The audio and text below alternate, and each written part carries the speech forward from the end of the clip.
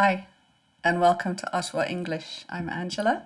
In this video, we're going to look at IELTS letters. So that's the letter that you have to write in IELTS General. So we're going to take a look at the formal, the semi-formal, and the informal letters, and when you need to write them. You need to write at least 150 words. So ideally between 160 and 180 words is what's recommended. If you write more than that, you're kind of wasting your time because you don't have a lot of time to do this by the time you've taken a few minutes to actually plan your letter. So 180 words is probably your maximum. Before we get started, I just want to remind you that if you're preparing for your IELTS test, working with a tutor turns your passive learning into active learning. It targets the things that matter, and it saves you a lot of time trawling through YouTube. If you find my video useful and you need some help with your IELTS preparation, do give me a call at 613-614-6460, or you can also email me, angela@ottawa-english.com. So there are several types of emails that you can be asked to write. You might be asked to apply for a job. You might be asked to write a thank you note. You might be asked to write a note congratulating somebody about something. Maybe you're requesting some information about something. You might be asked to complain about something, or write somebody a reference letter, or request a reference letter. You might be writing to invite somebody to do something with you. Or you might be writing to apologize. So most of those letters can be formal, or semi-formal, or informal. It all depends on who you are and who the person you're writing to is. So let's take a look at that. So let's take a look at the different groups of people that you might be writing to. First of all, your formal, which is your bosses, your clients, your officials, like a passport official or an immigration official or a business owner. You might be writing to colleagues or neighbours, people that you don't know terribly well. Or you might be writing to family and friends, people that you know really well. Within the group, so boss to boss, client to client, boss to client, business owner to business owner, the communication would be semi-formal. If you were writing to your neighbour or to somebody that you work with or somebody that you don't know very well, then your letter would be semi-formal. And if you're writing to family and friends, then your letter would be informal. If your letter is to somebody outside of that group, then it's formal. So it's very important for you to look at the question and identify not just who you're writing to, but who you are. So for example, if you're writing a letter to your manager, that means you're an employee writing to your boss. So your tone would be formal. If you're writing a letter applying for a job, then you're you and you're writing to a boss or a business owner. And so your letter would be formal.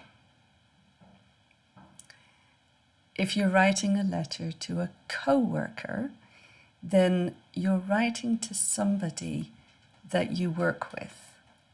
And so you work with them, it becomes semi-formal. If you're writing a letter to somebody else that owns a business, then you're a business owner writing to another business owner, and that means that your letter is semi-formal. And if you're writing a letter to your aunt, asking her to house sit during your vacation, then it's going to be informal. So in this letter, I'm writing to my manager. So I'm an employee, automatically, writing to my boss. So I am writing to somebody outside my group. So my letter is formal.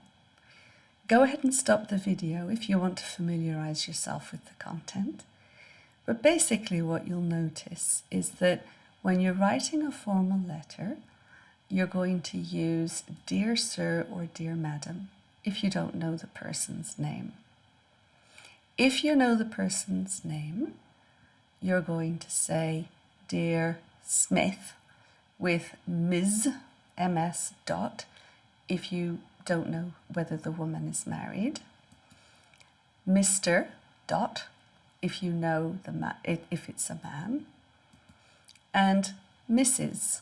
dot if you know it's a woman. And after that name, you will have a comma.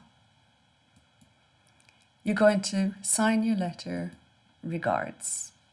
Don't worry about anything else. Regards is fine. And then you're going to use your first and last name when you sign off. So if you look in this letter, you can see I've used Jenny May. There's a comma after regards, and there's nothing after your name. What you will notice is that I've used complete sentences. Thank you for considering my request.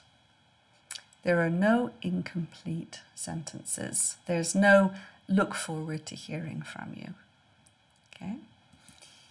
I've used the passive voice, and that adds a level of formality. And you can see it in several places. And I haven't used any contractions. So I haven't said I'm or I'll. I've used I am and I will. And those things are all very important for a formal letter. It's how you give the letter formality. Now, if you're not terribly sure about what I mean by the passive voice, take a look at this. So the active voice for the man washing the window would be John is washing the window. So we've got the person. We use the passive voice when we don't want to say who the person is. And so then we would just say the window is being washed by John. But we don't need to say that because we don't want to identify the person. In this one with the lady cooking, we would say Mary cooks dinner. But if we didn't want to say Mary and just focus on dinner, we would say dinner is cooked. The cat was chasing the mouse would be the active way of describing the activity in this picture. But if we didn't want to identify the cat, we'd use the passive voice. The mouse was being chased. So you do need to freshen up your passive before you take your IELTS test, because even if you don't have a formal letter, you'll need it in your essay. This is another formal letter where I'm writing to apply for a job. Okay, so I'm not an employee yet. I'm just hopeful. I'm writing as a regular person to somebody I don't know. Go ahead and stop the video if you want to familiarize yourself with the content. But what you'll notice is that I've still got my Dear Sir, Dear Madam, Dear Mrs. Smith. But in this one, I don't know the person's name. And so first of all, you can see that I've identified the person as Dear Sir because I don't know his name. I've signed it with regards, and I've used my full name, Tim Allen. I've used complete sentences. I look forward to hearing from you. I've got my passive voice in there in several places.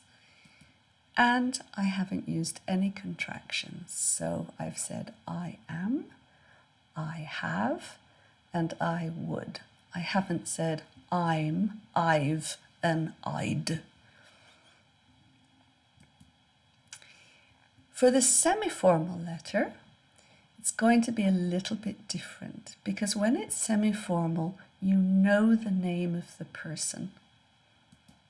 So these two, dear sir and dear madam, wouldn't apply. Regards, comma, that still works. Your first and last name, absolutely. And then you've got your complete sentences because it's semi-formal. You don't have any passive voice. It's all active voice because it's semi-formal. But you still don't have contractions. So I am, not I'm. I will not rather than won't, and so on. For this writing prompt, you're asked to write to a fellow business owner. So that means that you're a business owner and the person you're writing to is also a business owner.